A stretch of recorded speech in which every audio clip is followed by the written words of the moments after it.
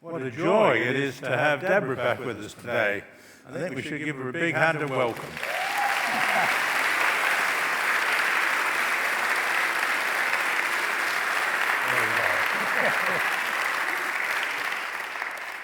And as you know, she has brought with her her latest publication, this book, Lovelands, which is available at the close of the service in the hall.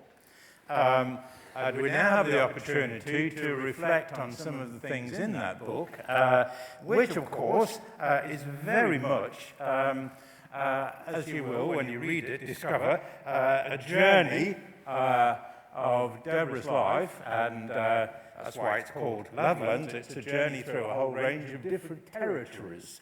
And when I first looked at the book, and right at the beginning there is a list of the contents, and there are 21 different sorts of love.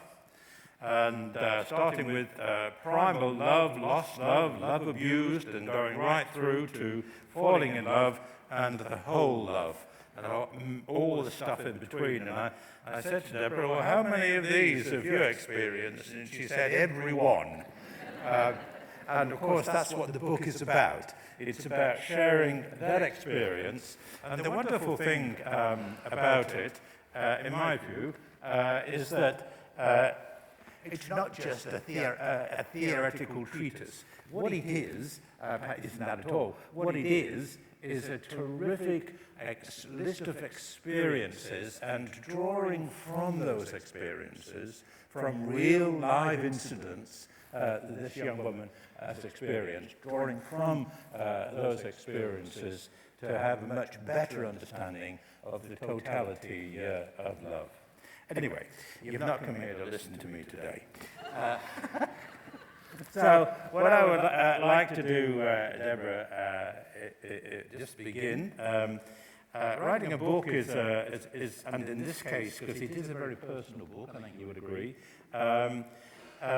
it is an expression of a personal commitment. And I'd like perhaps to just to share with us, when you first had the urge to put all this down in writing, effectively to share your experiences with others.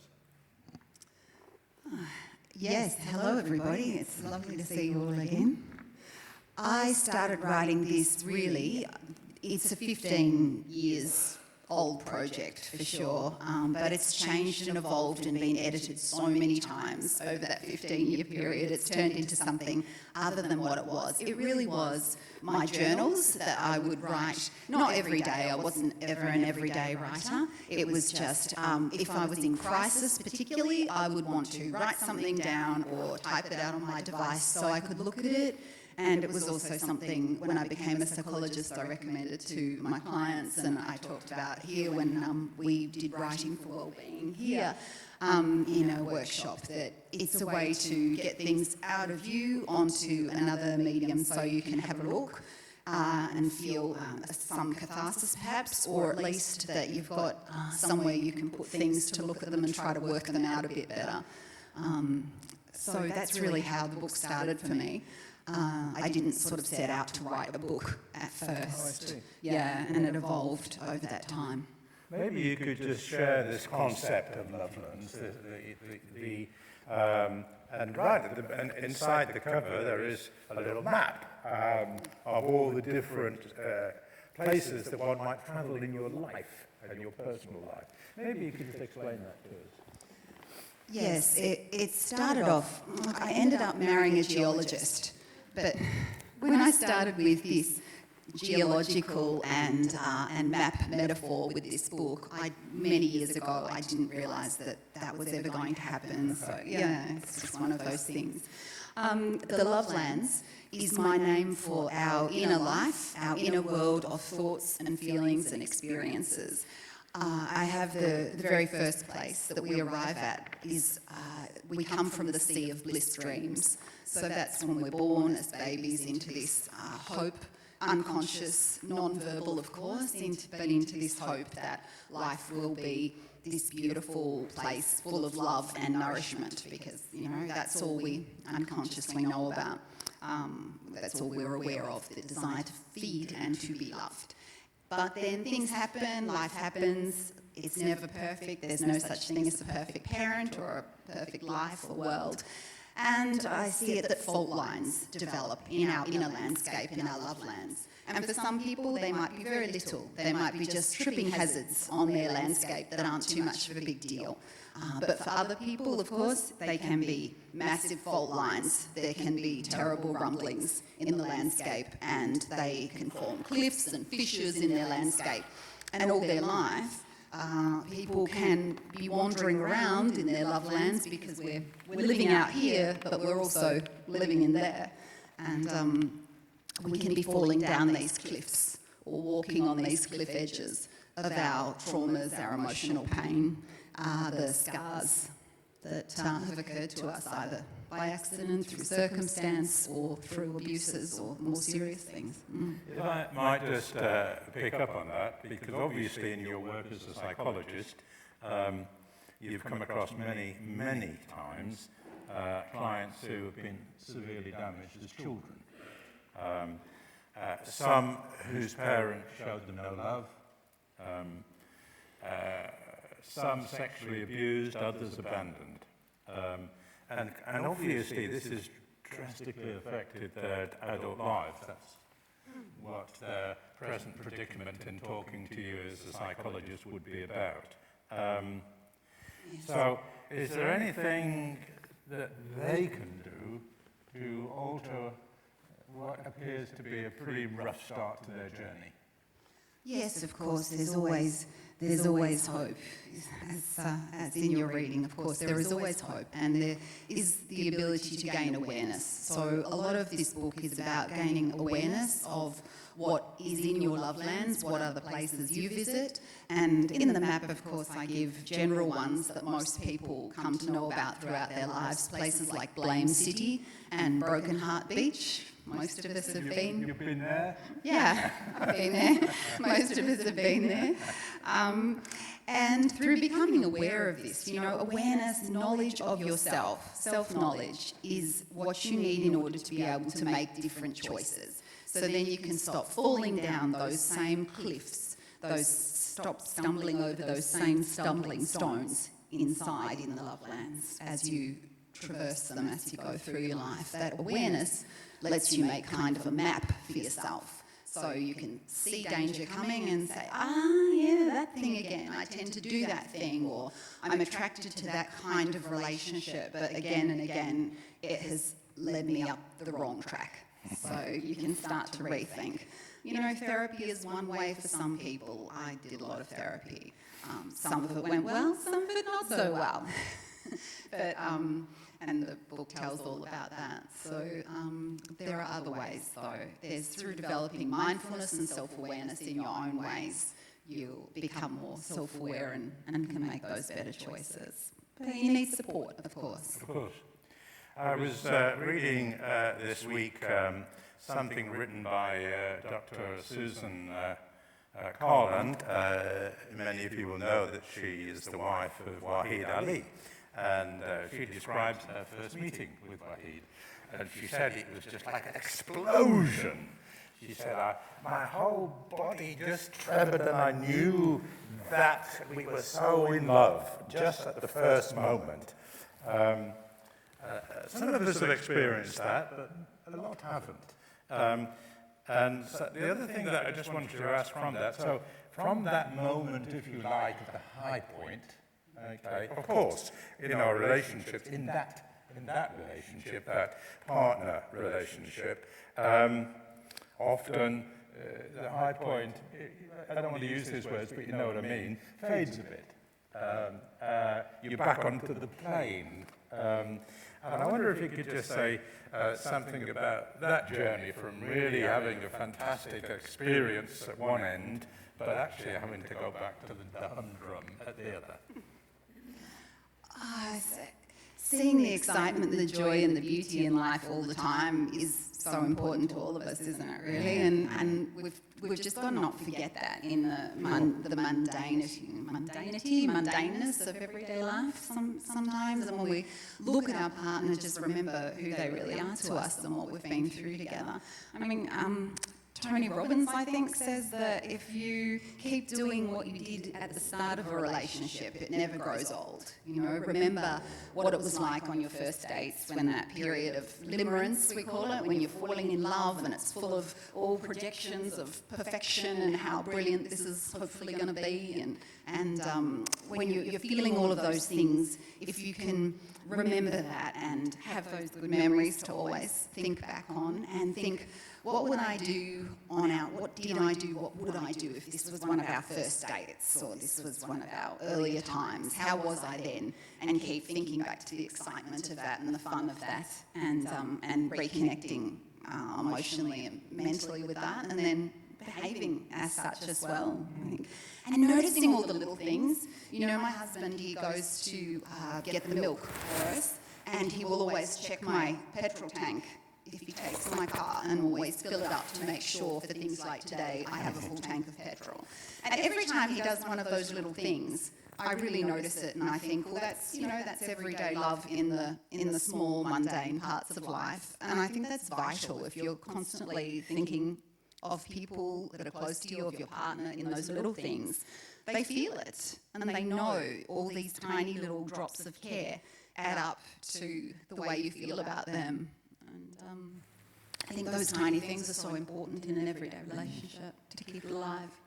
Yes, I agree entirely. As a therapist, you've spoken about not influencing your clients with your own personal experiences. And yet, this book is all about your own personal experiences. I wonder how you cope. Can you just explain that to us, please? Yes, I can. I had to think long and hard about that, because when you work with clients, you know, you try to not disclose too much of yourself so that they can see you as who they need to perceive you as in order to work out the relationships in their life that trouble them the most, and not be influenced by who they know you are in the real world. But in a world of social media and less privacy generally, I think it's harder for most people to keep those personal details aside. But I made a decision anyway that we moved to the peninsula, and I thought long and hard, and I thought I won't see clients for a while. I'll be a writer now instead, because the book was getting to a serious point there, and I had a publisher to work with. So I decided not to see any clients for a while and do this, and I thought I will teach and offer what I have to offer to more people in this way than just that one-on-one where I can only really see a small number of people. No, I understand that. In the book, you talk about the three great loves. And can you explain briefly what they are and why you see them as absolutely vital to our compass as we traverse the journey through our lives? Yeah. Absolutely, I can. I should have just said, Rick, for your last question too, I think, our strength and our knowledge comes from our mistakes. And while I'm working as a therapist, I can't come out with my mistakes to people and try to teach from the things I think I've done wrong or the paths I've taken wrongly. Whereas in the book, I've just said, there it all is. There's my mistakes, there's the things I didn't understand. Because I think we grow more and connect more through that sometimes, through our imperfection. And the therapist can't show that. But the three great loves, I've talked about them at St Michael's as well as in the book. A lot of this thinking did happen while I was at St Michael's too with Dr McNabb. And it's mentioned in the book. He is in the book. It'd have to be, wouldn't it? Yeah. And St Michael's is in the book, and you'll be pleased to know he has read it and he does like it very much, okay? The three great loves. So you may have heard me talk about them before here. For me, having some self-compassion. So self-love is kind of a term that a lot of people find a bit icky. It sounds like taking selfies or being narcissistic, so I don't mean it like that. I mean it really as not being too mean to yourself. So treating ourselves in the way that we wish to be treated, because sometimes we miss that, don't we? We can be so mean and harsh and self-critical and perfectionistic. You know, that's very mean inside ourselves, and we wouldn't encourage a child or a friend by being critical and hard the way we sometimes are inside ourselves. So that's, I think, a first great love, is that self-awareness and mindfulness, to be able to treat ourselves well enough that we're not blocking our abilities and our happiness by being too harsh, which, you know, the fault lines of childhood can teach us to be harsh, and it's just not helpful. It's often more helpful to be gentle with ourselves. It'll bring out something better for ourselves and for the world. And then there is relationships with other people. That's a second great love of our lives. But let them be mindful, let them be not reactive wherever possible, let them be relationships that we put some care and attention into and reap that reward.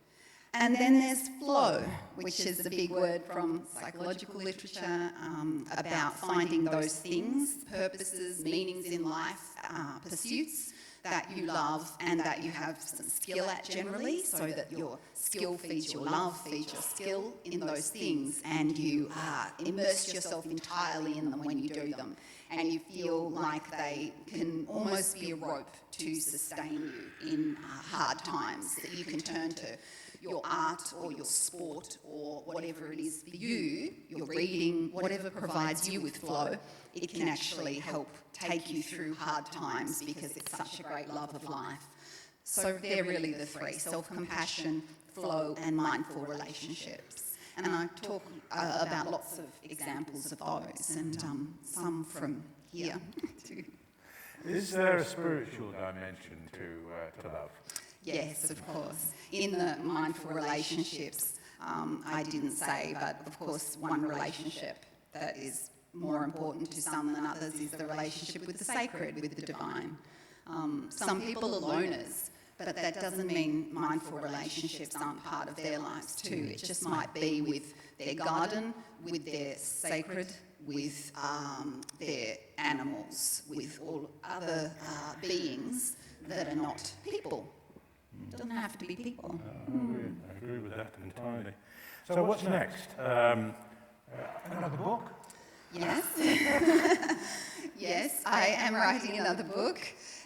It's about this sense of chronic dissatisfaction that people tell me about a lot. A sense of, it's, you know, I think it's in many ways it can be about work, it can be about relationships, where has the spark gone in relationships, it can be about not being able to find your passions in life. So this is a book about how most people go through a sense of rising and falling dissatisfaction, and all the ways that we can try to deal with that and overcome it. So that's what I'm working on. Great. You can add that to your collection. What a terrific joy and pleasure it's been this morning to talk to Dr. Debra Campbell.